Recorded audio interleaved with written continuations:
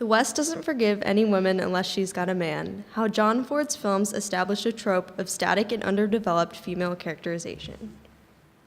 Western films as a genre reached peak popularity in the early 20th century, due in large part to the films being directed by John Ford. While women were historically influential in legends of the West, and figures such as Calamity Jane established themselves as integral to those grand adventures and triumphs, the Western did not become a gendered form until after 1915, with the introduction of pulp westerns and their associated generic categories. After this point in history, cinematography began to focus more on the triumphs of cowboys and frontiersmen and transitioned to a new role for their female counterparts. These emerging films were full of dramatized scenes of heroic cowboys on quests to test their masculinity and grit. Only the tough survived the journey and were eternally glorified by the humble towns from which they originated. An integral aspect of plot in these traditional Western films was the hero's secondary quest to either rescue or win the love of the film's leading lady, who is continually depicted as dependent on the film's leading man. These women had little to no character development and were written into each film's script seemingly as a dutiful caretaker or prize to be possessed by the film's hero once they had completed their journey. The days of strong female characters traversing uncertain terrain alongside their male counterparts were, at this point, essentially eradicated due in large part to the films of John Ford. Native American women were portrayed even more negatively in the majority of these films and were often treated as culturally or intellectually inferior to white women. These women were also treated as commodities instead of people and were depicted as only being useful in the scope of the overall needs of the film's leading men. They were afforded no opportunity to create narratives of their own or to participate in any of the outlined quests or adventures comprising the primary plot of each Western film. While the popularity of Western films originated in the early 20th century, this genre is still being revisited by modern filmmakers such as Courtney Hoffman, director of the 2017 short film The Good Time Girls. In this narrative, the women of the West assume positions of power and are the ones involved in a final shootout as they seek revenge against the group of men that have wronged them. In the closing scene, main character Clementine stands dramatically over her target after enlisting the help of a group of other women to dupe their male counterparts. Instead of the women cowering in fear and waiting for the film's men to come and rescue them, Hoffman's characters defy this popularly circulated gender stereotype and assume opposite roles. While Hoffman has dedicated herself to rewriting the narrative of Western films, several other modern filmmakers have passed up this opportunity for enhancing traditionally static characterizations. In contrast to Hoffman's characterizations, Ethan and Joel Coen chose to stay true to the trope of static female characterization in their 2010 rendition of Charles Portis's 1968 novel, True Grit. Despite the difference of several decades between the publication of Portis's novel and the release of this film, Ethan and Joel Coen decided to alter few details of the novel in their film. The Coen brothers stayed true to Maddie Ross's central character, as Ashley Wells notes that Ross is plucky. She is confident as she travels to a different town and settles her father's affairs before embarking on her own journey. Just as with our cowboy heroes and anti-heroes, Ross is functioning according to her own brand of justice. While these positive aspects of characterization come through in this film version of the novel and successfully portray Maddie as a more dynamic character than most docile and underdeveloped female characters in Western films, Maddie is still limited in her ability and achievements and must rely on the help of leading men in the film to help her accomplish her ultimate goal of tracking and killing the man who murdered her father. Alejandro González Iñárritu made the same artistic choice in his 2015 film The Revenant, including only one female character who is not even given a name and whose only contribution to the film is that she's the victim of an attempted sexual assault. Hoffman's film is different in the sense that it is made by women for women and showcases a more powerful and well-rounded narrative of the West, where women who are wronged do not wait around for a man to rescue them from their troubles. While both films are written as modern renditions of the late 19th and 20th century West, only Hoffman's film incorporates modern values into the narrative, while Iñárritu's film remains reminiscent of Ford's earlier films in the sense that there are no dynamic and influential leading women. In Hoffman's film, instead of the men masterminding a means of accomplishing the film's grand mission, it is the women who control the trajectory of the plot. When asked why she chose to rewrite the Western in her first venture into directing, Hoffman likened the genre to America's version of Greek mythology in the sense that it has become formulaic and perpetuates recurring tropes and static roles for female characters. This debut film, according to Hoffman, was also created under the notion that if we can rewrite those roles in the time period in which they were created, we can rewrite white male cowboy myths. The leading women in John Ford's films stand in stark contrast to Clementine and Hoffman's other characters, as they are depicted in roles of servitude or are portrayed as dependent on their male counterparts. These negative and static depictions have stood the test of time and are still present in most modern Western films, with the exception of Hoffman's.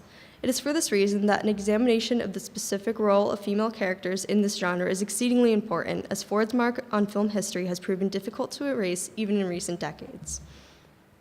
A lack of characterization for women in Westerns also extends to portrayals of Native American women, as the notion of them being unintelligent and belonging to a culture that is uncivilized is a notion popularly circulated throughout Western films. While Native American men are also portrayed in a historically negative way in Western films, Native American women are hardly even characterized in many instances. This contradicts the actual role of Native American women in the West, as they had important and specific roles within their own tribes and communities. Within these communities, for example, this playable Indian background in which women had important roles and functions, including control of the land, is credited the high position and freedom of action attributed to southwestern Mexican and Spanish women. In contrast to white women in the West, Native American women assumed much more freedom in their lives and a degree of personal agency that was generally not afforded to white women within their own communities. It is therefore contradictory to the actual narrative of the West that these women have few appearances or speaking roles in Westerns and contribute nothing to the overall plot. Native American women are also often portrayed as victims or even objects through narratives such as Ford's and other Western filmmakers who do not consider differing cultural perspectives and more dynamic characterizations in the scope of their films. In reality, Native American women were well adjusted in their community roles and positively contributed to the West in a way that does not come through either in classic or reimagined Western films. One specific Ford film that contains multiple layers of static and negative characterizations of Native American women is the 1956 Western, The Searchers. Martin, who embarks on a mission with his uncle Ethan to rescue his kidnapped nieces from a Comanche tribe, repeatedly picks up and leaves his love interest Lori with no warning or explanation, assuming that she'll be waiting for him when he returns. While Martin and Ethan are on one of their expeditions, the two end up trading resources with another tribe, and a misunderstanding arises between Martin and another woman named Look. Instead of depicting this situation as a simple cultural setback between two parties of different but equal people, Look and her family are portrayed as simple and inferior to Ethan and Martin. By trading his hat to her family, Look becomes Martin's wife and begins to follow the two as they search for a place to set up camp. While Martin treats Lori with little regard, his interactions with Look are even less considerate and even outwardly aggressive. Throughout the extent of his travels, Martin writes to Lori only once in 5 years, and in that letter makes light of having mistakenly purchased an Indian bride. Martin shows little consideration to neither Lori nor Look, treating Lori as an object on which to project his affection when he so chooses, and valuing Look only for the information that she could potentially provide Martin and Ethan. Because of the language barrier that stands between the two parties, Ethan and Martin speak about Look as if she weren't even there, walking several paces ahead of her as they travel. Martin even resorts to outwardly aggressive behavior as he shakes Look by the shoulders and shoves her down a hill when she cannot provide him with information regarding where Ethan can find his kidnapped nieces. In this sense, Look is essentially depicted as an object that is simply discarded by Ethan and Martin when they discover that she will not be able to serve a specific purpose in the overall scope of their mission to locate Ethan's nieces. When Ethan finally does locate one of his nieces, Debbie, and realizes how well-adjusted she has become to the Comanche tribe she's been living with, he decides that she would be better off dead than rescued. This blatantly racist ideology depicts Native American women in an even more negative way than it depicts other female characters in Western films, a phenomena that Marianne Oshana explains as being derived from the way in which Westerns are grossly inadequate in their depictions of Native American culture. But the Native American stereotype, which they have created, is very successful in portraying the culture as violent, backward, and uncivilized. This popularly circulated notion explains the way in which Ford depicts Look in his film, and his reasoning behind Ethan believing that he's being merciful and essentially putting Debbie out of her misery by attempting to shoot her instead of bringing her home to her family.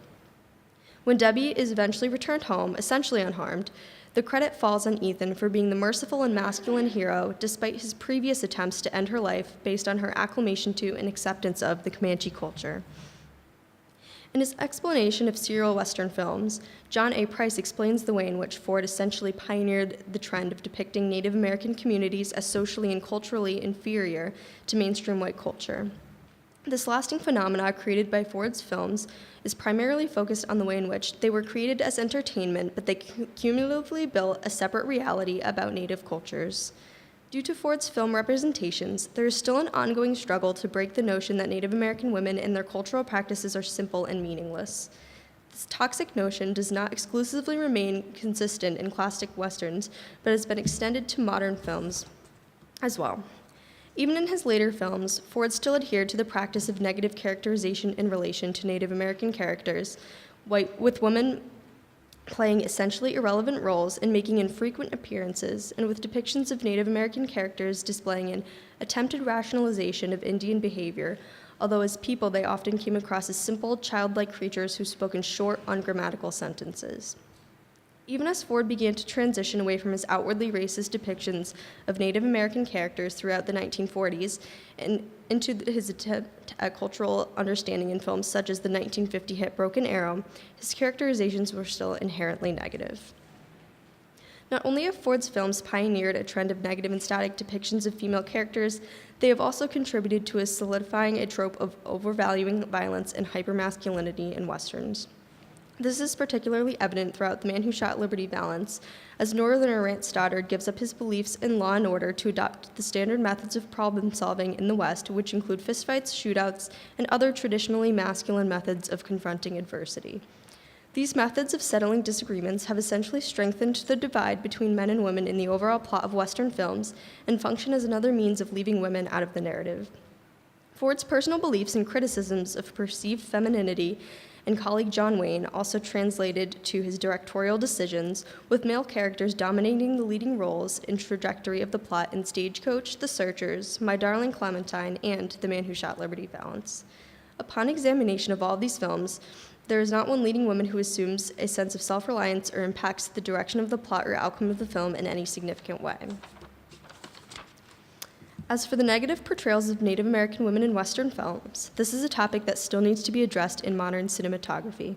These women played specific and extensive roles within their communities, but have historically been portrayed by Ford as part of a larger divide between descendants of white settlers and the Native American communities that they interact with. This portrayal is specifically developed in Ford's 1956 hit The Searchers, as a Native American character Look is dismissed as intellectually and culturally inferior and is both verbally and physically abused. While this negative view of Native American communities is also present in Stagecoach, the specific negative characterization of Native American women is more prevalent throughout The Searchers. Despite a rising awareness of gender and race-related issues, the trend of static and negative characterization for Native American women is still appearing in Western films such as Alejandro Gonzalez Iñárritu's The Revenant over half a century later. While these depictions of Native American women are less blatantly racist, characters such as Hugh Glass's wife, who remains nameless throughout the film, are still inherently negative and underdeveloped. While Courtney Hoffman has made strides in changing the depiction of white women in Westerns, the task of improving representations of Native American women is one that still needs addressing in modern cinematography. Thank you.